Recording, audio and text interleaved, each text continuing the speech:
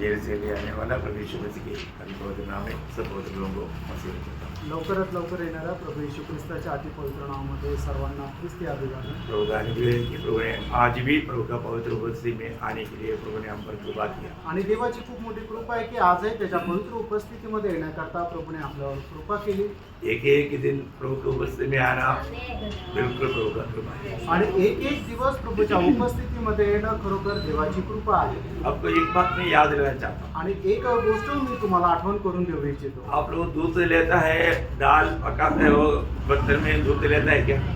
आणि ज्या भांड्यामध्ये तुम्ही डाळ शिजवता त्या भांड्यामध्ये दूध घेतात का? चावल चावल पकाने वाला, आणि ज्याच्यामध्ये तुम्ही भात बनवता त्याच्यामध्ये तुम्ही दूध घेतात का? मछली बनाने वाला, आणि ज्या भांड्यामध्ये मासे बनवतात त्या भांड्यामध्ये दूध घेतात का? दूध के लिए एक स्पेशल बर्तन है। आणि दुधाकरता एक विशेष असं वेगळं भांडं राहतं है ना। हमारा जीवन में ये जो वचन जो है वो निर्मल दूध है। आणि आपल्या जीवनामध्ये जे देवाचं वचन आहे ते एक निर्मळ दुधाप्रमाणे आहे। हाँ, वचन के बारे में आपको सबको मालूम है। पहला पत्रोस दूसरा अध्याय का 1 और 2 वचन। पहिले पेत्र त्याचा दुसरा अध्याय त्याचं 1 आणि 2 वचन। इससे सब प्रकार का भेदभाव हाँ, और छल और कपट हाँ, और दाह हाँ, और निंदा को दूर करके हाँ, नए जन्मे हुए बच्चों के समान हाँ। आत्मिक दूध की लालसा करो ताकि उसके द्वारा उद्धार पाने के लिए बढ़ते जाओ। ठीक है। मतलब अगर हमें पहली बात हमें ये वचन हमारा दिल में रहना है तो पहला वचन में जो बोला हुआ बातों में एक भी बात अगर रह गया ये वचन बिगड़ जाएगा। आणि देवाचं वचन जर आपल्या हृदयामध्ये जर ठेवायचं आहे तर मग त्याच्या पहिल्या वचनामध्ये सांगितलेल्या ज्या गोष्टी आहेत त्याच्यापैकी एकही गोष्ट जर आपल्या हृदयामध्ये राहील तर मग देवाचं वचन आपल्या हृदयामध्ये राहणार नाही। जिस बात को दूर करने के लिए बोला है तो दूर करना है। आणि ज्या गोष्टी आपल्याला दूर करायला सांगितल्या त्या दूर करायच्या आहे। हम प्रभु की उपस्थिति में आया है आपण प्रभूच्या उपस्थितीमध्ये आलोय और ये जो वचन निर्मल दूत है ये वचन हमारे हृदय में अगर बना रह करके उसका फायदा हमको मिलना है तो आणि परमेश्वराचं वचन निर्मळ दुधाप्रमाणे आहे आणि ते जर आपल्या जीवनामध्ये राहून त्याचा फायदा जर आपल्याला मिळायचा आहे तर जरूर हमारा हृदय सच्चा पवित्र होना चाहिए। आणि निश्चितच आपलं हृदय जे आहे ते एकदम निर्मळ आणि पवित्र राहायला पाहिजे। आपको मालूम है मत्ती 5:8 में लिखा है कि जिसका दिल पवित्र है वो प्रभु को देखे। आणि मग ते त्याचं 5 अध्याय आणि त्याच्या 8 वचनामध्ये अशा प्रकारे लिहिलेलं आहे, ज्याचं हृदय निर्मळ आहे तो देवाला पाही। है ना। मतलब प्रभु को देखने वाला वो दिल हृदय पवित्र दिल है। आणि देवाला पाहणारं हृदय जे आहे ते पवित्र हृदय आहे। है ना। आज हम लोग बहुत बातों का अनुभव करता है अपनी पंचेंद्रियों से। आणि पुष्कळ गोष्टीचा अनुभव जो आहे ते आपण आपल्या पंचेंद्रियाद्वारे घेत असतो। वैसा हमारा आत्मिक जीवन की बातों को भी अनुभव करता है आत्मिक पंचेंद्रियों से। आणि त्याचप्रमाणे आपल्या आत्मिक जीवनाच्या गोष्टी सुद्धा आपण अनुभव घेतो त्या आत्मिक पंचेंद्रियाद्वारे। बहुत बड़ी बात है। आणि खूप मोठी गोष्ट आहे। है ना। हम बाहर की आंखों से देखता है परंतु हमारा हृदय की आंख अगर खोला नहीं तो आत्मिक बात को देख नहीं पाएगा। इसलिए पौलुस एफेसियों 17 वचन के आखिरी में लिखा है तुम्हारा हृदय दृष्टि खुल जाए। आणि मग आपण आपल्या डोळ्याने पाहतो पण आपल्याला आत्मिक दृष्टीने जर एखादी गोष्ट जर बघायची त्याच्याकरता आपलं हृदय दृष्टी जी आहे ती उघडली गेलेली असली पाहिजे। म्हणूनच प्रेषित पौल इफिसकराचं पत्र त्याचा पहिला अध्याय आणि त्याच्या 17 वचनामध्ये अशा प्रकारे म्हणतो तुमची हृदय दृष्टी उघडलेली असावी।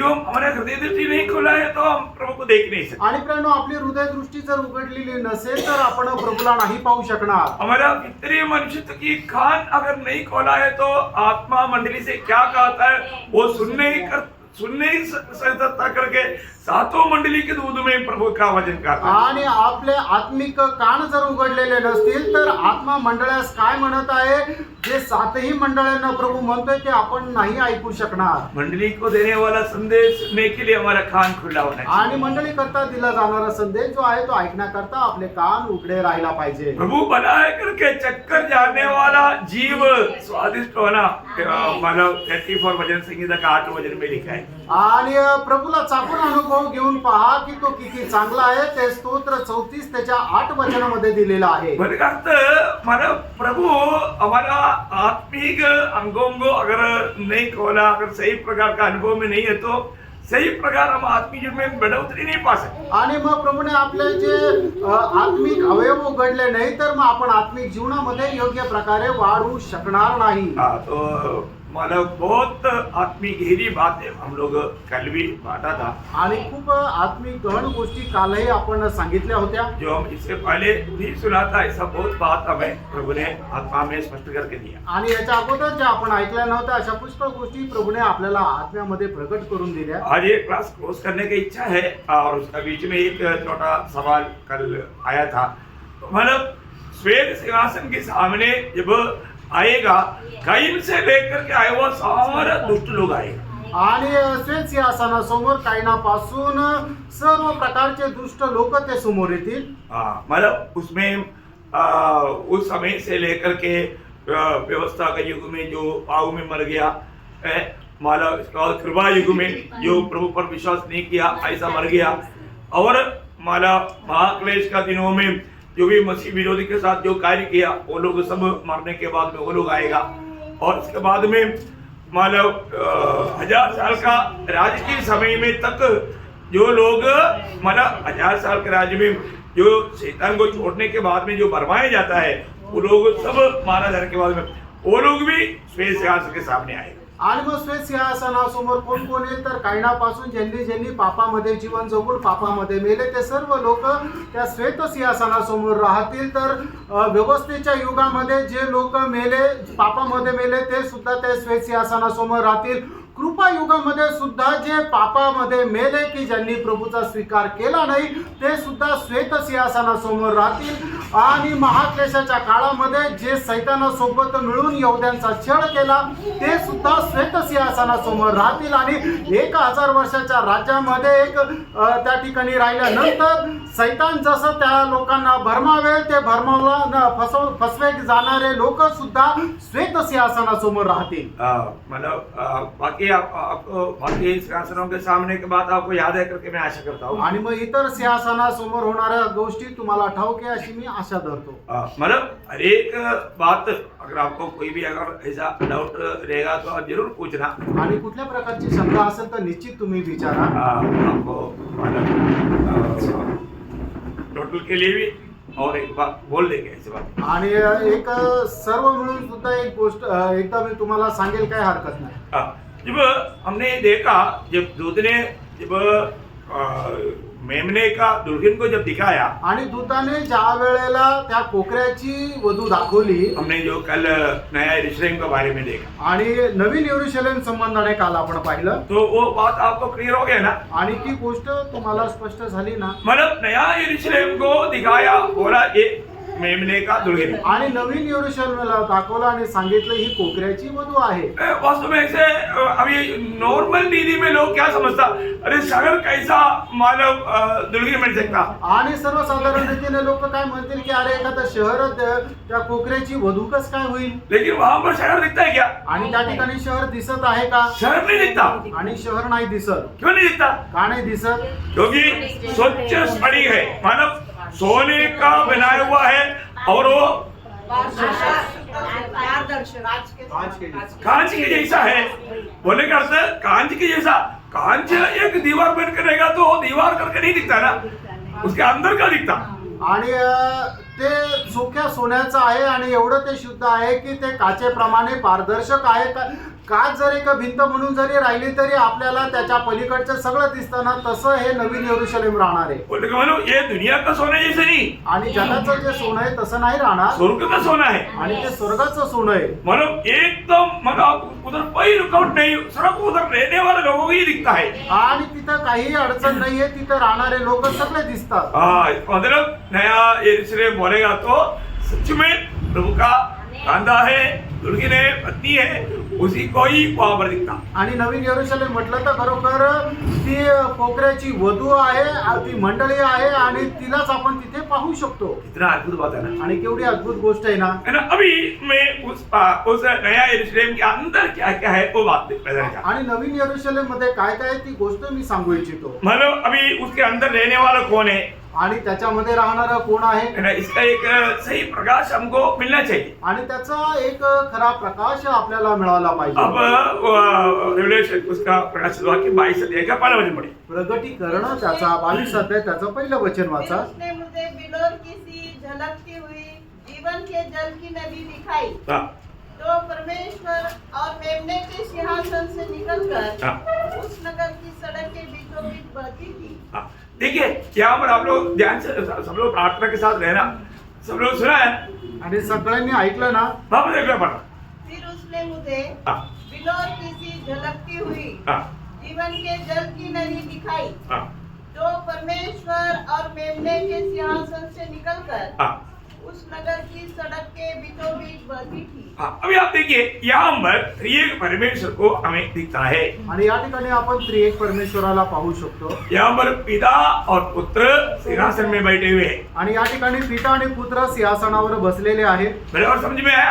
आणि नीट लक्षात आलं. और वहां से एक नदी बहता है, वो नदी क्या है, पवित्र आत्मा का नदी है। आणि तिथून एक नदी वाहते, ती नदी काय आहे, पवित्र आत्म्याची नदी आहे. मतलब वो जीवन जल है। आणि ते जीवनाचं पाणी आहे. आपको याद होगा जब यूहन्ना का सुसमाचार 7 अध्याय का 37-38 वचनों में आणि योहान 7 अध्याय त्याचं 37 आणि 38 वचनामध्ये पवित्र आत्मा का एक नदी के बारे में यीशु मसीह पर्व के आखिरी दिन में खड़ा होकर प्रचार में बताया। आणि पवित्र आत्म्या संबंधाने सणाच्या सर्वात शेवटी प्रभू येशू ख्रिस्त उभा राहून लोकांना सांगितलं. हाँ, तो ये नदी जो है वो मानव पवित्र आत्मा का नदी है। आणि ही नदी जी आहे ती पवित्र आत्म्याची नदी आहे. इसका मतलब इस नया यरूशलेम के अंदर पहली बात ये बात जानना, पिता पुत्र पवित्र आत्मा है। आणि एक गोष्ट तुम्ही जाणून घ्या, या नवीन यरूशलेम मध्ये पिता पुत्र आणि पवित्र आत्मा आहे. बहुत गंभीर बात है, बहुत ध्यान से सुनना। आणि खूप गंभीर गोष्ट आहे, खूप लक्ष देऊन ऐका. और एक कौन है,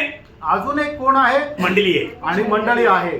अभी हमने मानव प्रकाश वाक्य 21 का 9-10 में हमने पढ़ा था। आणि प्रकटीकरण 21 अध्याय 9 आणि 10 वचनामध्ये आपण पाहिलं होतं. मंडली पूर्ण रूप में चारों तरफ से इस सिंहासन को मानव चारों तरफ है।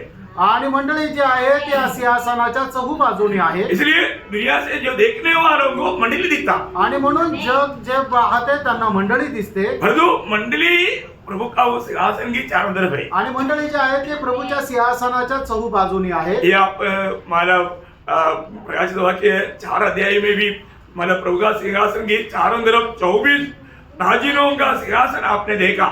आणि प्रकटीकरणाचं पुस्तक त्याच्या 4 अध्यायामध्ये सुद्धा प्रभूच्या सिंहासनाच्या चहू बाजूने 24 प्राचीन यांचं सिंहासन पाहिलं. ये प्राचीन किसको दिखाता? आणि हे जे प्राचीन आहे ते कोणाला दाखवलं? मंडली को दिखाता। ते मंडळीला दाखवलेलं आहे. तीसरा मानो 5 और 6 अध्याय आपको मालूम है, परमेश्वर का आराधना का मानो अध्याय है। आणि प्रकटीकरण 5 आणि 6 अध्याय जे आहे ते परमेश्वराच्या आराधनेचा अध्याय आहे. मंडली उस समय में स्वर्ग में है। आणि त्यावेळेला मंडळी स्वर्गामध्ये आहे. अभी हम नया यरूशलेम को थोड़ा डिटेल से सीखने के टाइम पर, आणि नवीन यरूशलेमला सविस्तर शिकत असताना उस नया यरूशलेम के अंदर सिर्फ इतना ही लोग है, पिता पुत्र पवित्र आत्मा और मंडली। आणि त्या नवीन यरूशलेम मध्ये फक्त एवढेच लोक आहेत, पिता पुत्र पवित्र आत्मा आणि मंडळी. और मंडली के वहां पर कार्य क्या है और उसके अंदर आणि त्याच्यामध्ये मंडळीचं काम काय आहे?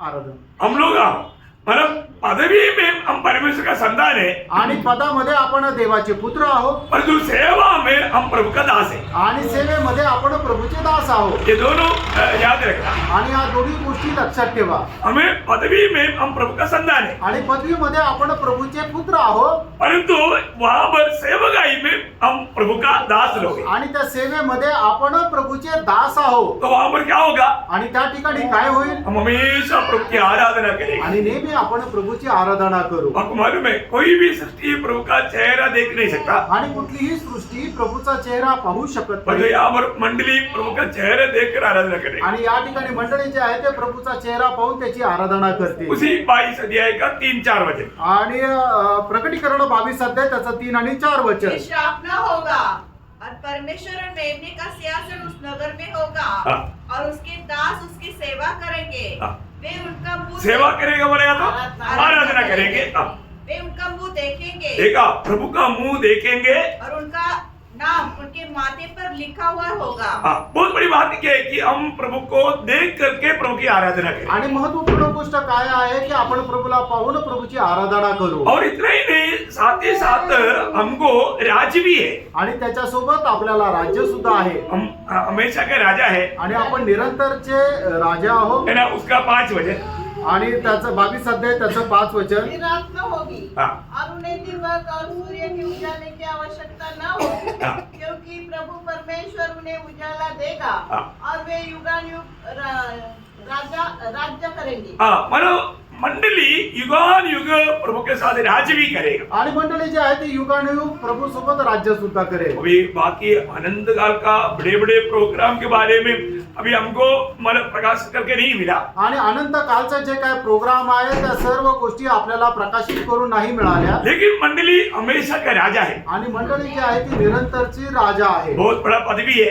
आणि खूप मोठं पद आहे। है ना। अभी इसका मतलब अभी आप देखिए, मतलब मैं इसलिए आपको बताया, ये जो नया यरूशलेम जो है वो स्वर्ग से बढ़कर है। आणि नवीन यरूशलेम जे आहे ते स्वर्गापेक्षा श्रेष्ठ आहे स्वर्ग से कम नहीं, आणि स्वर्गापेक्षा कमी नाही स्वर्ग से बढ़कर है। आणि स्वर्गापेक्षा श्रेष्ठ आहे। और दूसरी एक बात आप सबको मालूम है, स्वर्ग को स्वर्ग बनाने वाला क्या है? आणि दुसरी एक गोष्ट तुम्हाला ठाऊक आहे, स्वर्गाला स्वर्ग बनवणारा कोण आहे? प्रभु यीशु मसीह है। प्रभू येशू ख्रिस्त आहे यह परमेश्वर की उपस्थिति है। आणि ती देवाची उपस्थिती आहे। तो अभी परमेश्वर की उपस्थिति कहाँ पर है? आणि आता देवाची उपस्थिती कुठे आहे? पूर्ण रूप में नया यरूशलेम में है। आणि संपूर्णरित्या नवीन यरूशलेम मध्ये आहे। बहुत अद्भुत बात है ना। आणि खूप अद्भुत गोष्ट आहे ना। यो अभी इस नया यरूशलेम में और एक बात है, आणि या नवीन यरूशलेम मध्ये अजून एक गोष्ट आहे वहां पर एक मार्ग है। आणि त्या ठिकाणी एक मार्ग आहे वहां का हर एक बात एकदम अतुल्य बात है। आणि त्या ठिकाणच्या सर्व गोष्टी अतुल्य अशा गोष्टी है ना। आहेत। उसका 21 अध्याय का 21 वचन के भी पास। आणि प्रकटीकरण 21 अध्याय 21 वचनाचा शेवटला भाग। हाँ। नगर की सड़क हाँ। स्वच्छ कांच के समान शुद्ध सोने की थी। हाँ। अभी मानो वो सड़क भी कैसा है? आणि तो रस्ता सुद्धा कसा आहे? स्वच्छ कांच की समान है। आणि स्वच्छ काचेप्रमाणे सोन्याचा आहे। हाँ, इसका मतलब आप देखिए वहां का सभी बात एकदम अतुल्य बात है। आणि मग त्या ठिकाणची सर्व गोष्ट जी आहे ती एकदम अतुल्य आहे। अभी हमारे लिए मार्ग का जरूरत है क्या? आणि आपल्या करता रस्त्याची गरज आहे का?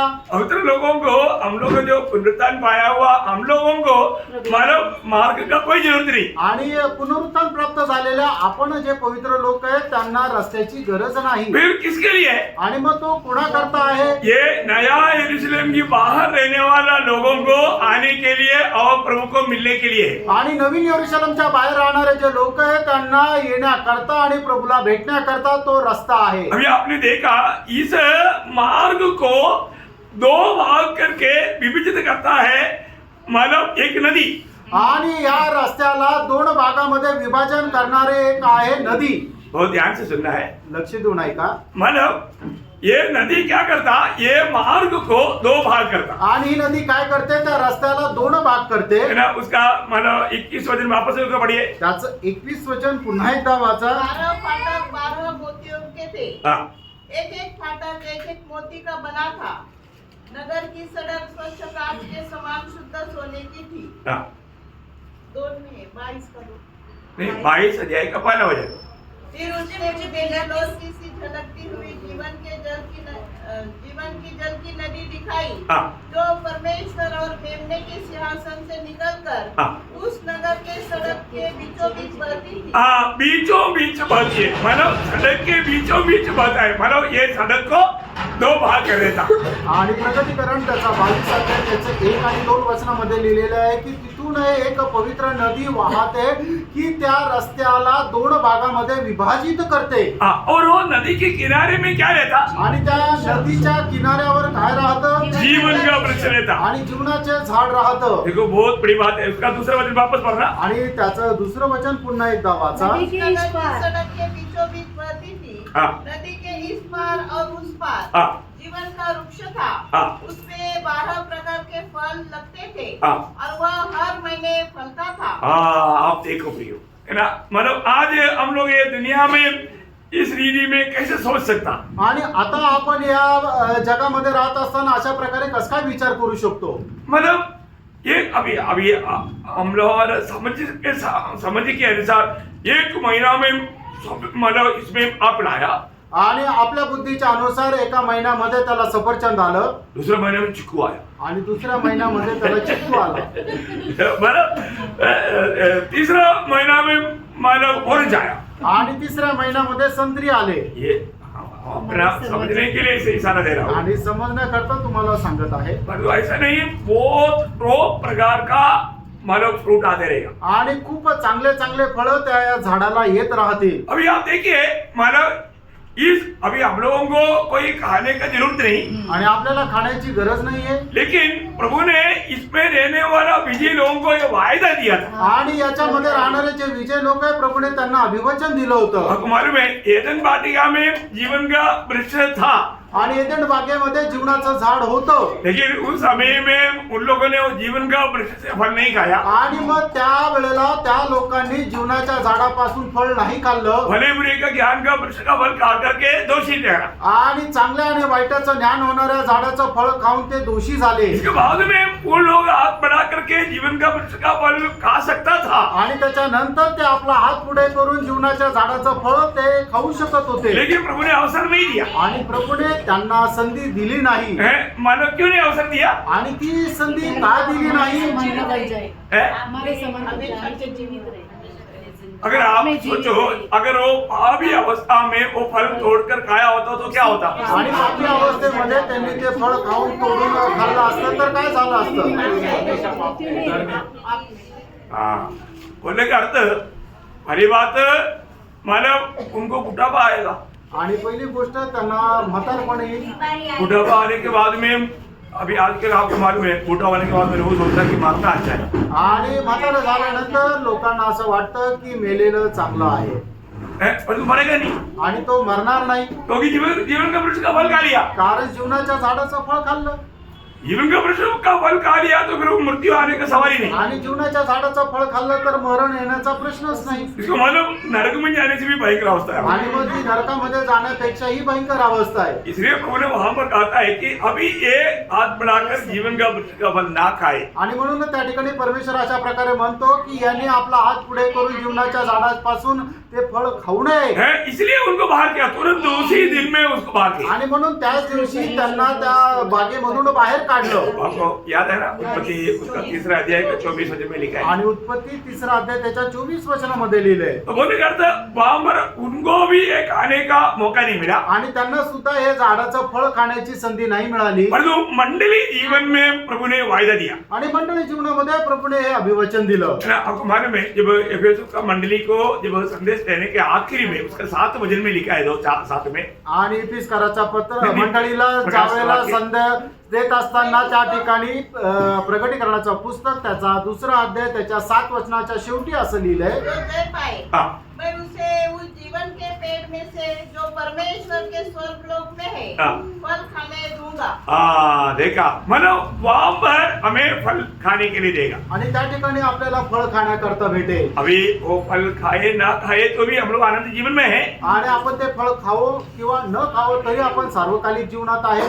अभी अभी हमें ये बात को जानना है कि आपको खाना चाहता है तो खा सकता है, आणि एक तुम्हाला सांगू इच्छितो, तुम्हाला जर खायची इच्छा असेल तर तुम्ही खाऊ शकता. लेकिन ये नया यरूशलेम की एक खूबी क्या मालूम है, आणि या नवीन यरूशलेमचं एक वैशिष्ट्य काय माहिती का? मतलब वहां पर मृत्यु तो है नहीं, आणि त्या ठिकाणी मरण तर नाहीये, टॉयलेट भी नहीं.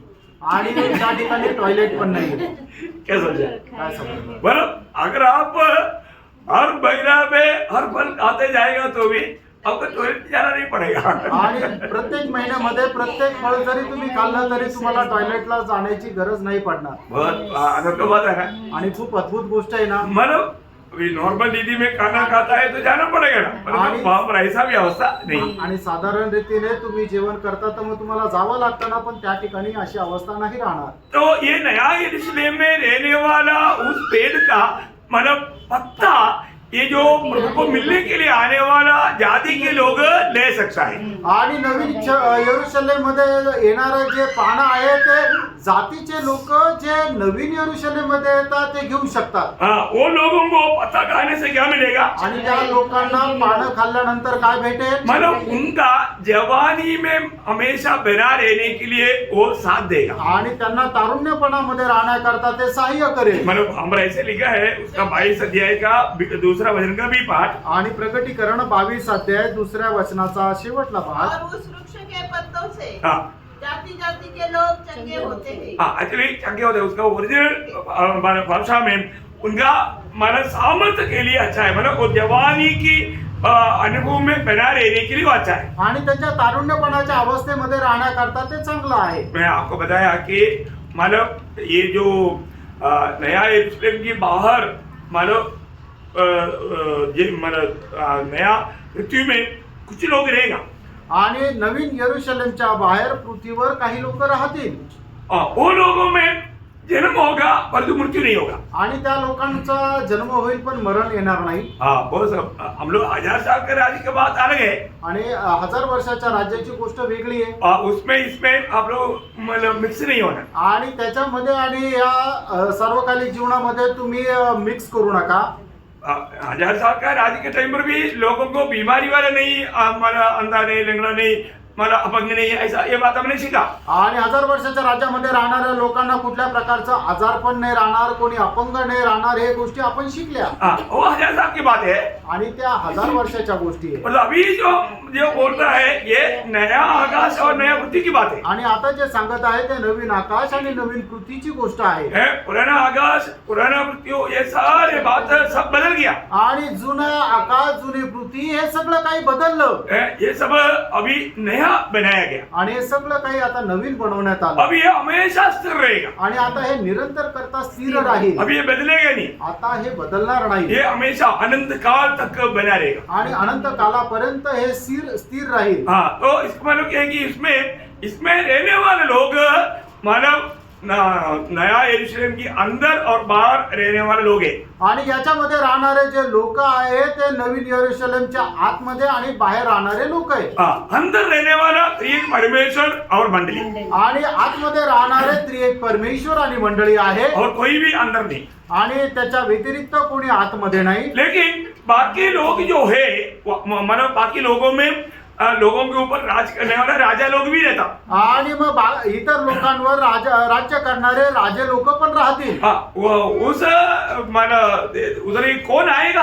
आणि मग तिथं कोण येणार? वो नया आकाश में कौन आएगा? आणि त्या नवीन आकाशामध्ये कोण येणार? इस्रायल लोग आएगा।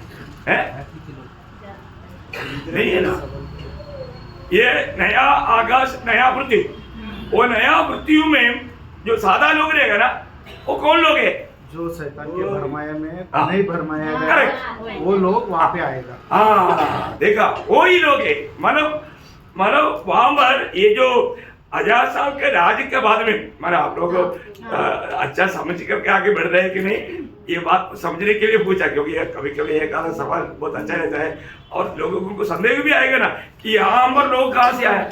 आणि लोकांना शंका पण येईल ना की मग त्या सार्वकालिक जीवनामध्ये लोक आले कुठून?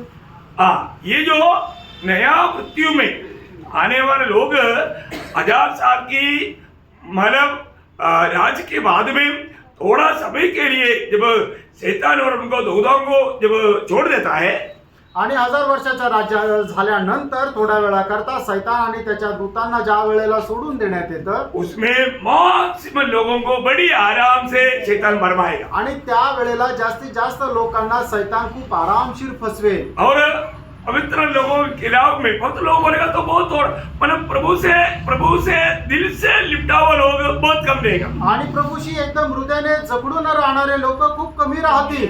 मैंने इसलिए आपको एग्जाम्पल बताया था, मतलब इसराइल के लोग जो सेना योद्धा लोग मिस्र की गुलामी से निकला और जो प्रभु से लिपटा देने वाले लोग 6300 550 में कितना लोग था? 2 लोग था। वही रेशियो रहेगा यहाँ पर।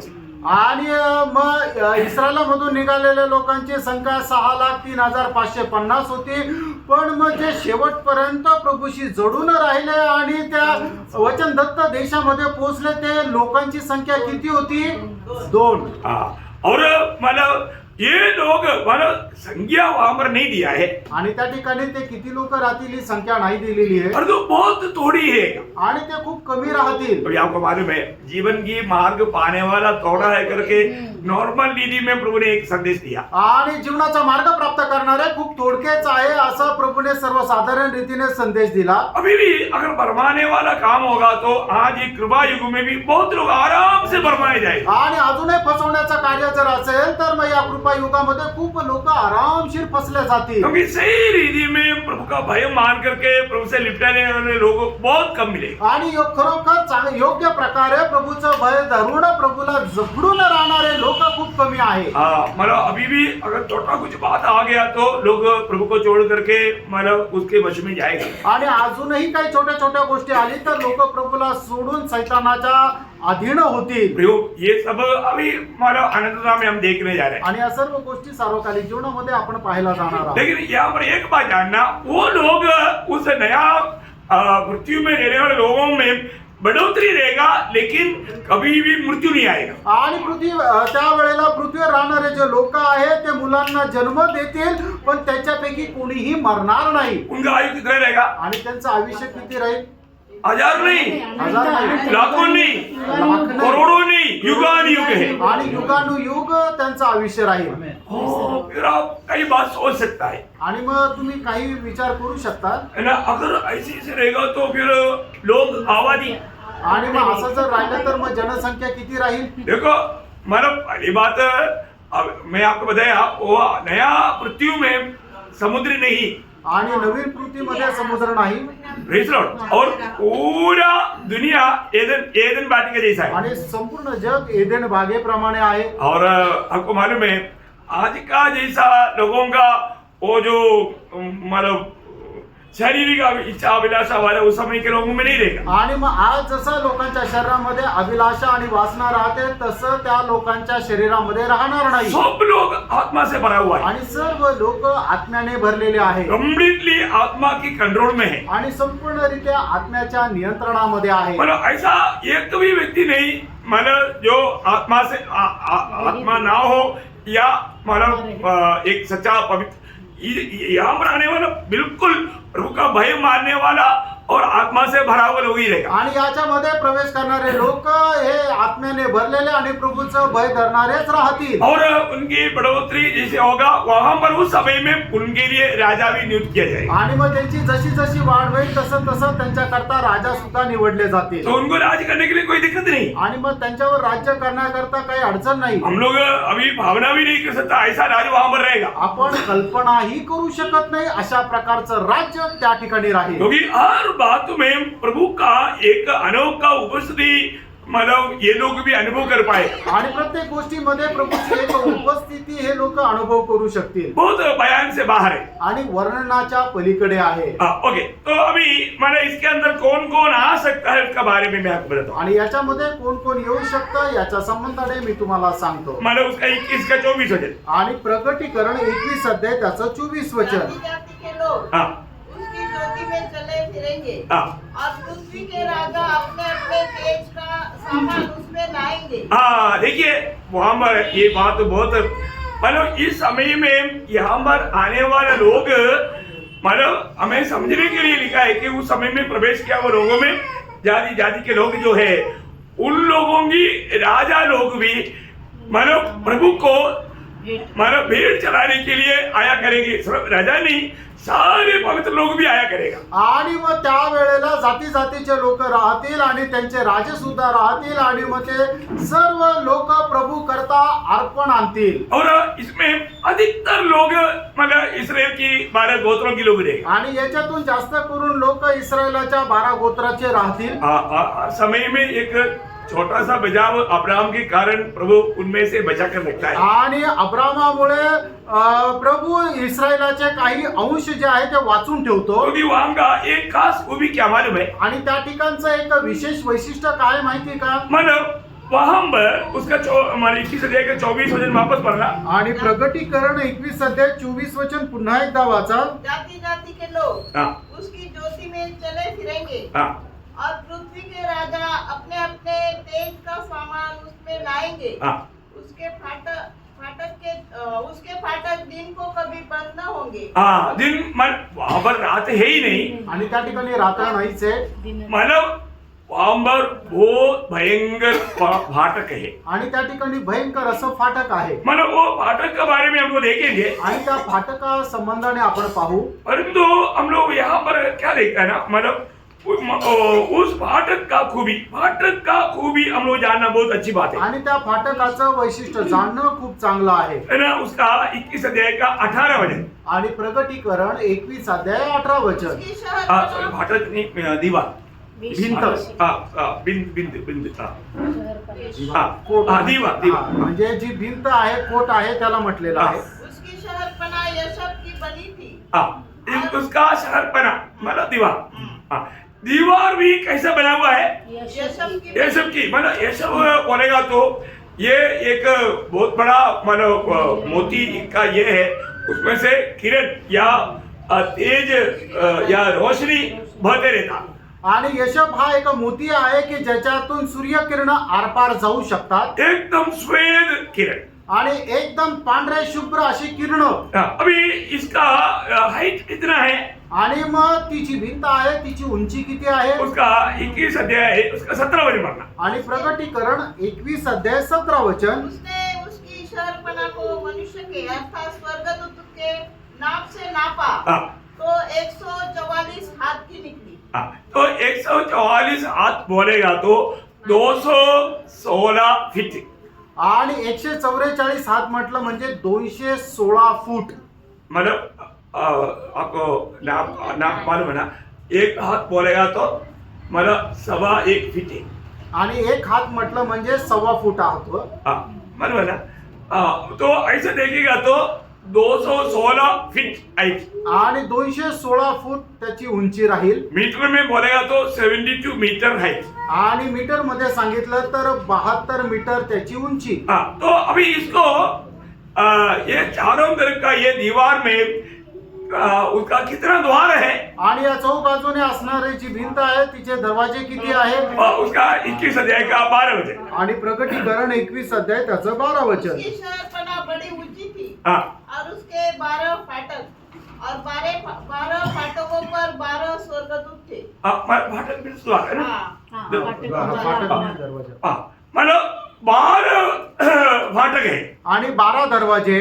मतलब एक एक साइड में 3 दरवाजा, मतलब दरवाजा। आणि एक एक बाजूला 3 दरवाजे. हाँ, आप अभी आप दरवाजा बोलेगा तो आप ये मत सोचना अपना इधर का जैसा कोई 7 फीट ऊंचा और 4 फीट चौड़ा, ऐसा नहीं। आणि दरवाजा म्हटलं म्हणजे 7 फूट उंच आणि 4 फूट रुंद असा दरवाजा नका विचार करू. हाँ, ये बहुत बड़ा है, कम से कम मतलब 21-22 फुट ऊंचा और कम से कम 15-18 फीट चौड़ा। आणि मग 21-22 फूट उंच आणि 18-19 फूट जे आहे रुंद असा तो दरवाजा आहे. तो एक एक दरवाजा एक एक मतलब मोती है। आणि एक एक दरवाजा म्हणजे एक एक मोती आहे. अभी आप सोचो वो मोती कितना बड़ा रहेगा, आणि मग तो मोती किती मोठा राहील. मोती सोचेगा तो बहुत छोटा, ऐसा सोचता। आपण विचार करतो मोती म्हटलं म्हणजे तो खूप छोटा राहील. परंतु ये स्वर्ग का मोती है आणि हा स्वर्गाचा मोती आहे. और उसका मतलब इसलिए इसका द्वार भी बहुत बड़ा है। आणि म्हणूनच याचा दरवाजा पण खूप मोठा आहे. एक एक द्वार एक एक मोती का बना हुआ है। आणि एक एक दरवाजा एक एक मोतीचा बनवलेला आहे. उसका 21 वचन वापस पढ़ना। आणि प्रगटीकरण 21 अध्याय 21 वचन पुन्हा एकदा वाचा. 12 फाटक 12 मोतियों के थे। हाँ देखा, 12 फाटक 12 मोतियों की थी, मतलब एक एक मतलब द्वार जो है वो एक एक मोती का था। आणि एक एक दरवाजा एक एक मोतीचा होता. और उस द्वार में क्या किया, उस द्वार में 12 गोत्रों का नाम लिखा है। आणि मग त्या दरवाजावर 12 गोत्रांचे नावं लिहिलेली है ना। आहे. उसका 21 अध्याय का 12 वचन का भी पाठ। आणि प्रगटीकरण 21 अध्याय त्याच्या 21 12 वचनाचा शेवटला भाग. और उन फाटकों पर हाँ के 12 गोत्र के नाम लिखे थे। मतलब यहाँ पर इसराइलियों का 12 गोत्रों का नाम लिखा है। आणि या ठिकाणी इस्रायलाचे जे 12 गोत्र आहेत त्यांची नावं लिहिलेली आपको आहेत. मालूम है जब इसराइल की यात्राओं में भी वो जब तंबू लगाते थे आणि इस्रायल लोक आपल्या प्रवासामध्ये सुद्धा ज्या वेळेला तंबू लावत असे तो उनका गोत्र कहाँ पर हमारा चावरी डालना है, वो गोत्र का झंडा लगा हुआ उसके सीधाई में वो गोत्र पूरा हमारे निकलते थे। आणि कुठल्या गोत्राने कुठं त्यांची तंबू टाकायचा आहे तर त्या गोत्राचा एक झेंडा तिथं लावलेला असायचा, त्याच्या रेषेमध्येच तो तंबू ठेवायचा आहे. वैसा अभी ये अनंत काल भी ये डिसिप्लिन देगा। आणि त्याचप्रमाणे सार्वकालिक जीवनामध्ये सगळं नियमबद्धता राहील. ये जो गोत्र का जो लोग है वही गोत्र का लोग जहाँ पर लिखा है उसी फाटक में हो जाएगा अंदर। आणि मग प्रत्येक गोत्राचे लोक त्या फाटकावर ज्यांचं नाव लिहिले, ज्या गोत्राचे नाव लिहिलेले आहेत त्याच गोत्र त्या फाटकामधून प्रवेश करतील. मतलब कितना बड़ी बात है, आणि किती मोठी गोष्ट आहे, मतलब कितना मतलब डिसिप्लिन बात है। आणि किती नियमबद्धतेमध्ये असणारी ही गोष्ट आहे. मतलब अभी आपको मालूम है वहां पर इसके अंदर मतलब कोई मतलब मंदिर नहीं है, आणि याच्यामध्ये कुठलं मंदिर नाहीये. है ना? क्यों मंदिर नहीं है? मंदिर का नाहीये? मतलब वहां पर स्वयं परमेश्वर उपस्थित है। आणि त्या ठिकाणी स्वतः परमेश्वराची उपस्थिती आहे. है ना? यहाँ पर हम लोग देखते हैं कि उसका 21 अध्याय का 22 अध्याय, आणि प्रगटीकरण 21 अध्याय त्याचं 22 वचन. मैंने उसमें कोई मंदिर न देखा। वहां पर आगे को मंदिर नहीं। आणि याच्यानंतर मंदिर नाही. हमने देखा अभी एक मंदिर बनने जा रहा है हमारे इसराइल में। आणि आता इस्रायलामध्ये एक मंदिर बांधलं जात आहे. वो मंदिर कौन सा है? आणि ते मंदिर कुठलं आहे? ईंटों से बनलं. इस्रायल ईंटों से बना हुआ है, लेकिन वो मंदिर मतलब कौन बनाएगा? आणि मसीह. हाँ, correct. आप लोगों को इसका और अच्छा समझ में आया है। आणि बहुत याचा अच्छी बात। आणि याचा अर्थ तुम्हाला हे समजलं की ते मंदिर बांधणारा कोण आहे, तर तो ख्रिस्त विरोधी राहील. तो अभी इसराइल मंदिर बनाने की तैयारी में है। आणि आता इस्रायल ते मंदिर बनवण्याच्या तयारीमध्ये आहे. है ना? इसराइल एक राष्ट्र है। इस्रायल एक राष्ट्र आहे. उनको AD 70 के बाद में अभी तक उनकी आराधना हुआ ही नहीं। आणि इसवी सन 70 नंतर ते आराधना करू शकले नाही. 1948 में 14 को वो एक राष्ट्र बना। आणि 14 मे 1948 साली इस्रायल एक राष्ट्र म्हणून घोषणा करण्यात आली. अभी 77 साल होकर के भी उन लोग वहां पर अपने लिए एक मंदिर नहीं बना सकते। आणि 77 वर्ष झाले तरी सुद्धा ते लोक आपल्याकरता एक मंदिर नाही बनवू शकले. फिर ये क्यों नहीं बना पाया? आणि ते का नाही बनवू शकले?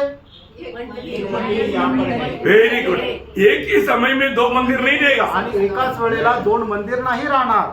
आज प्रभु का मंदिर यहाँ पर दुनिया में है। आणि आज प्रभूचं मंदिर या जगामध्ये आहे. क्या है? ते काय आहे? मंडली। ती मंडळी आहे. प्रयोग बहुत गंभीर बात है। प्रियांनो, ही खूप गंभीर गोष्ट आहे. इसलिए ना मंडली जीवन में आने के बाद जब 12 कोरिन्थी 3 अध्याय का 16-17 वचन, पहिले करंथीकराचं पत्र 3 अध्याय 16-17 वचन. क्या तुम नहीं जानते कि तुम परमेश्वर का मंदिर हो हाँ। और परमेश्वर का आत्मा तुम में वास करता है? देखा मतलब ये कौन है? मंडली। आणि हे कोण आहे? तर मंडळी आहे. मंडली अभी प्रभु में आने के बाद, मंडली जीवन में आने के बाद में अनेक बहुत लोग ये बात को समझना चाहिए। आणि मंडळी जीवनामध्ये आल्यानंतर प्रत्येक पवित्र भक्ताने या गोष्टीला समजून घ्यायला पाहिजे. मंडली का गौरव पवित्र लोग जानना आणि चाहिए। मंडळीचं गांभीर्य पवित्र लोकांनी जाणायला पाहिजे. आगे यदि कोई परमेश्वर के मंदिर को नष्ट करेगा हाँ। तो परमेश्वर उसे नष्ट करेगा, हाँ। क्योंकि परमेश्वर का मंदिर पवित्र है हाँ। और वह तुम हो। देखो प्रियो, एक बात है, मंडली में कभी भी, मंडली जीवन में आने के बाद कभी भी आदर्श रहित जीवन नहीं बिताना, दूसरे के लिए ठोकर नहीं बनना, नहीं तो वो व्यक्ति के लिए हाय। आणि मंडळी जीवनामध्ये आल्यानंतर कधीही आपण इतरांकरता ठेच लागण्याचं कारण होऊ नये.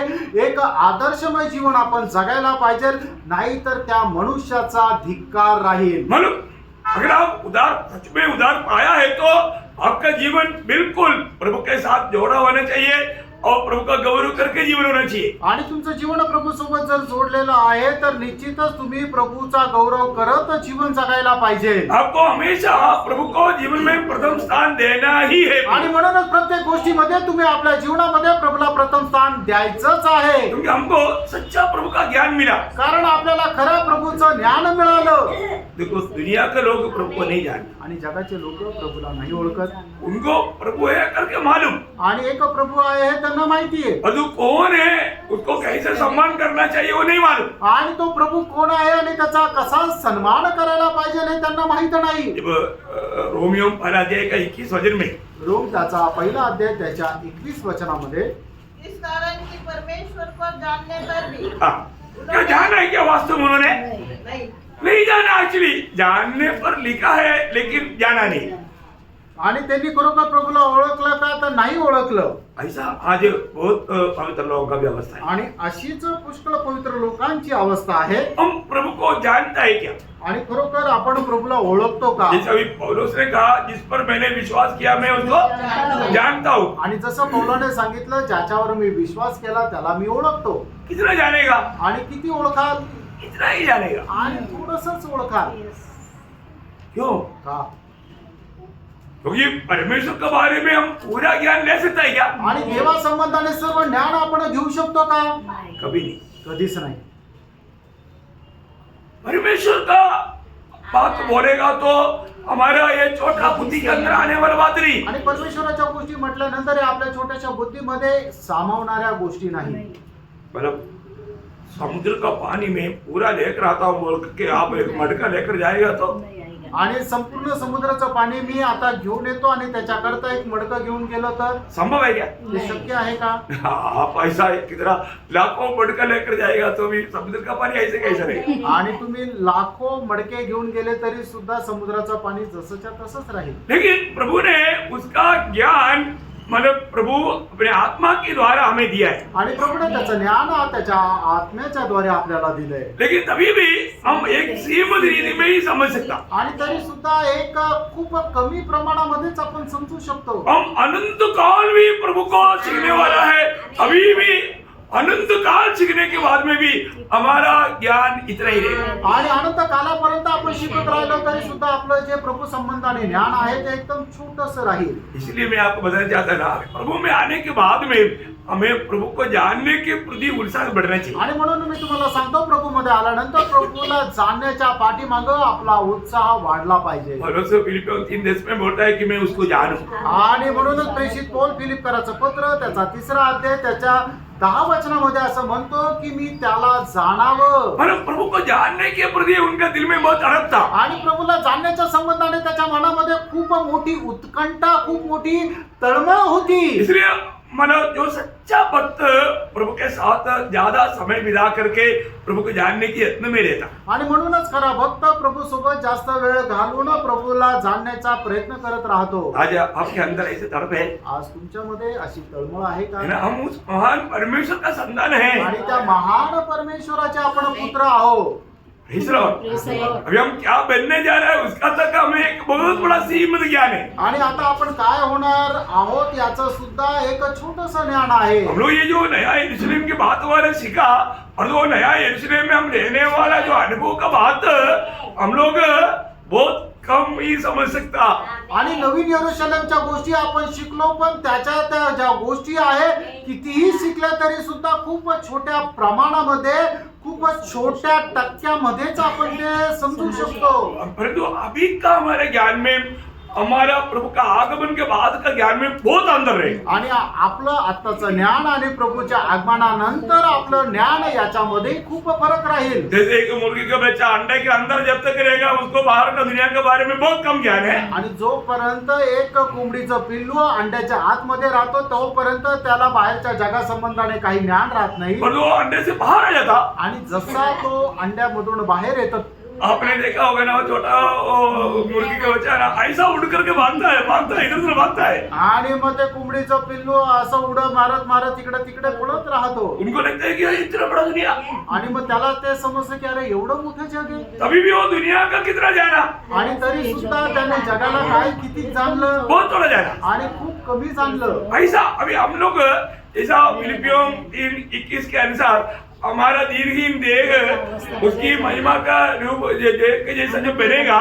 हमारा टोटली जो अवस्था जो है टोटली अवस्था बदल जाएगा। आणि मग त्याचप्रमाणे फिलिपकराचं पत्र त्याचा 3रा अध्याय आणि त्याच्या 21 वचनाच्या अनुसार आपलं हे जे मर्त्य शरीर त्याच्या शरीराच्या प्रमाणे ज्या वेळेला बदलून रूपांतर होईल त्यावेळेला आपला असणारा अनुभव जो आहे तो पूर्णपणे बदलून जाईल.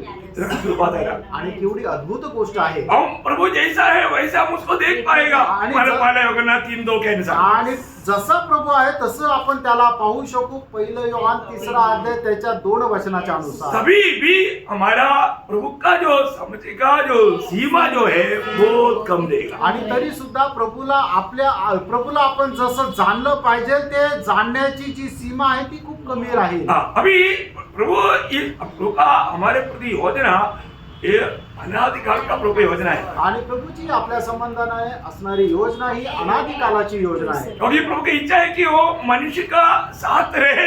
आणि प्रभूची इच्छा आहे की त्याने मनुष्यासोबत राहावं. है ना, ये बहुत अद्भुत बात है। आणि ही खूप अद्भुत गोष्ट आहे. वहाँ एक बहुत बड़ा एक बात मैं आपको बताना चाहता हूँ। आणि त्या ठिकाणची एक मोठी गोष्ट मी तुम्हाला सांगू इच्छितो. वहाँ पर मंदिर नहीं, आणि त्या ठिकाणी मंदिर नाहीये. वहाँ पर सूर्य और तारा नहीं, आणि त्या ठिकाणी सूर्य आणि तारे नाहीये. उसका 23 वचन में 21 का 23 वचन में लिखा है। आणि प्रगटीकरण 21 अध्याय 23 वचन. उस नगर में सूर्य और चांद के उजाले की आवश्यकता नहीं। हाँ, सूर्य और चंद्रमा का आवश्यकता नहीं। आवश्यकता नहीं।